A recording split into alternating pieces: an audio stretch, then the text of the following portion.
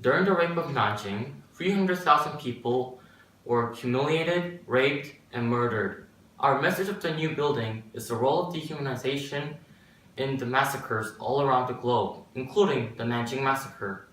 We believe that the first step to commit a murder is dehumanization, and that once the person views the other as below human, lower than human being, that person is susceptible to commit a murder. And this is, indeed, the cause of all massacres. Good morning, ladies and gentlemen, and my name is Andrew. And my name is Yulia. My name is Michelle. And my name is Chamu, and we will deliver you our design for the new annex building for the Nanjing Massacre Memorial. The theme delivered by our new annex building is the topic addressing the correlation between dehumanization and all massacres and genocides.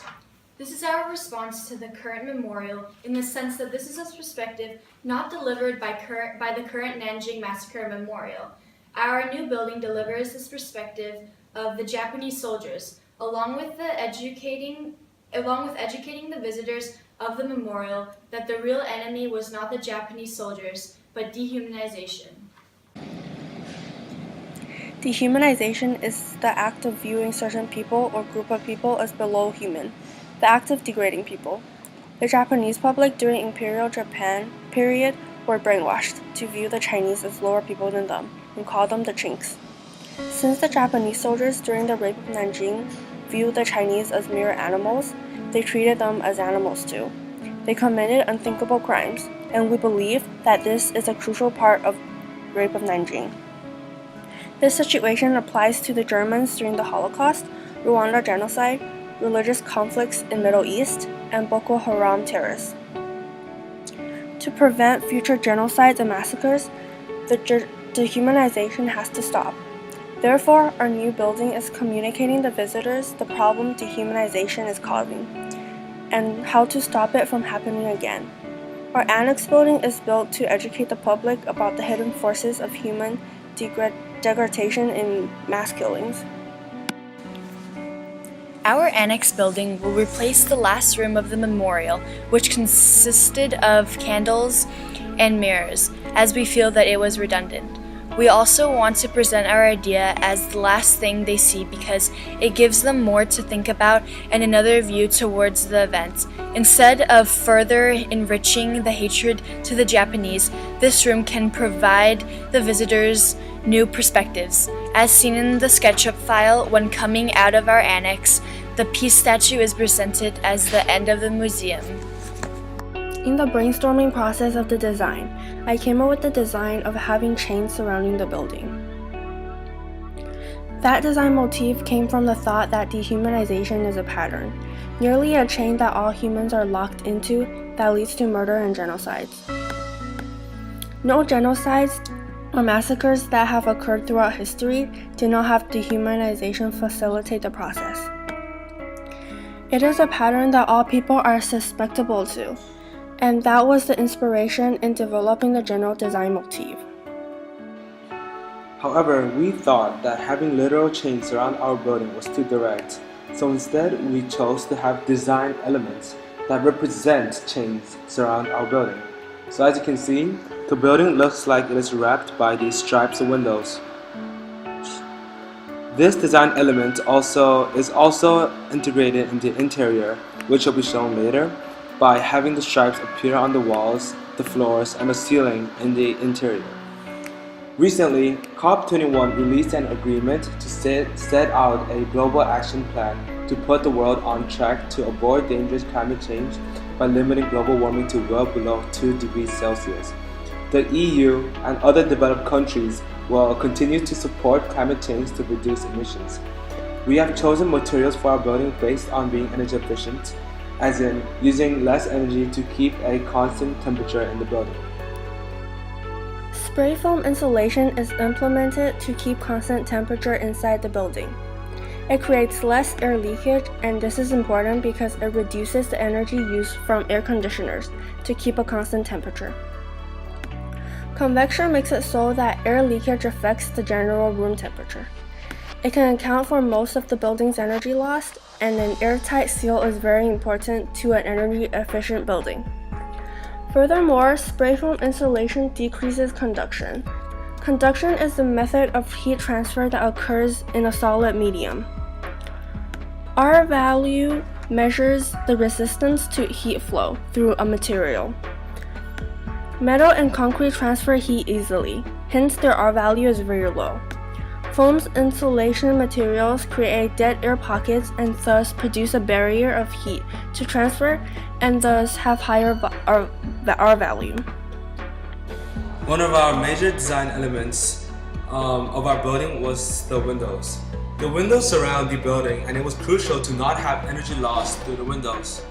As you can see, there are windows surrounding the buildings that can have energy loss due to having LED light in to every side of the building.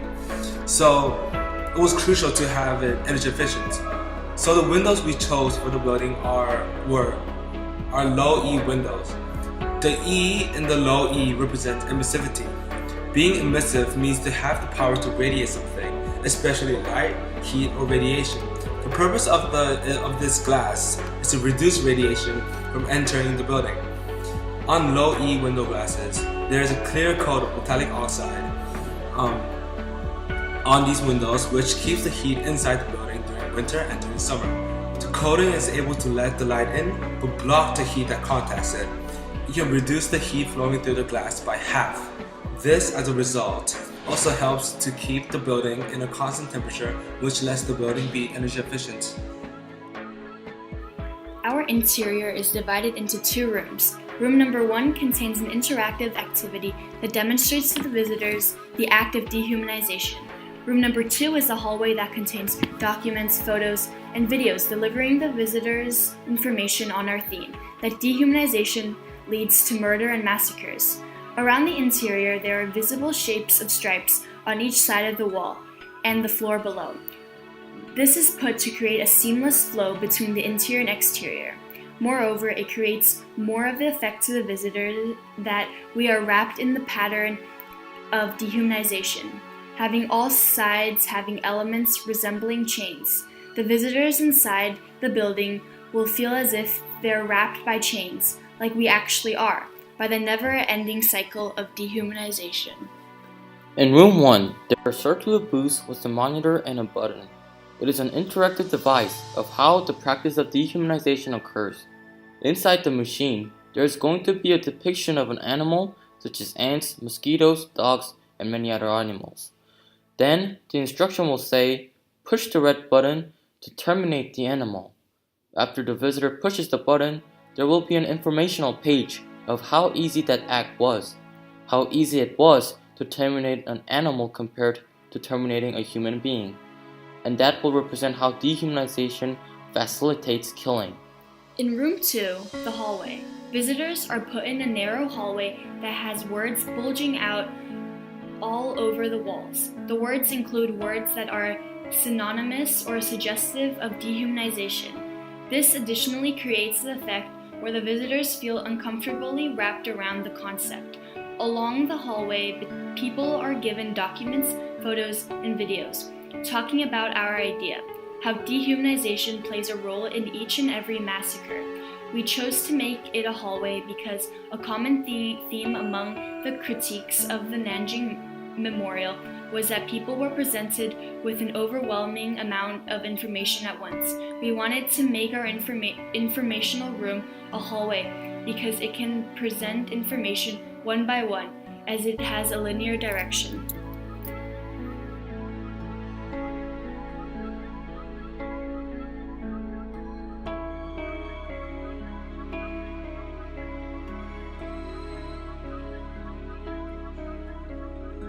In the hallway, the lighting is dim to generate a mood to show the gravity of the rape of Nanjing. The red represents the blood split by the victims of the event, and gray depicts the grief of the massacre. The unification of color helps the building to have a unified mood and theme, a dark and gloomy one.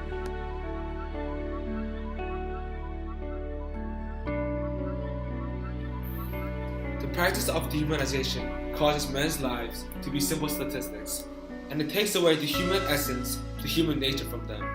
The eyes that dehumanize cannot see the humanness in men, and and view them as mere animals. A book we read for class, Man's Search for Meaning, was about a man who was looking for the purpose of his life during the Holocaust. During the Holocaust, the Germans dehumanized the Jewish people and took away the meaning and the purpose of the Jewish people as human beings. Dehumanization chained and scarred the humanity throughout history. Rwanda genocide, the Holocaust, slavery, the rape of Nanjing, and others started with dehumanization. Human rights are ignored and disappeared in the process of dehumanization. These horrors take away the meaning of men and women as humans. In 1984, George Orwell claimed, "But if thought corrupts language, language can also corrupt thought." The power of words lose the power of dehumanization. And as the word spread, dehumanization's roots get deeper into people's hearts. The hallway of words demonstrates the power of words, which can corrupt people's thoughts to dehumanize, which is exactly how all genocide started. Therefore, the new building is built to educate the visitors about what dehumanization has done to entire humanity and its history.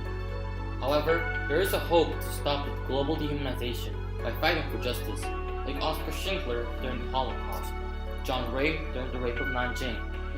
Visitors will learn the violent outcome of the dehumanization and stop the global dehumanization. Hence, words can be used to lighten matters, and it can be used to prevent words corrupting people's thought.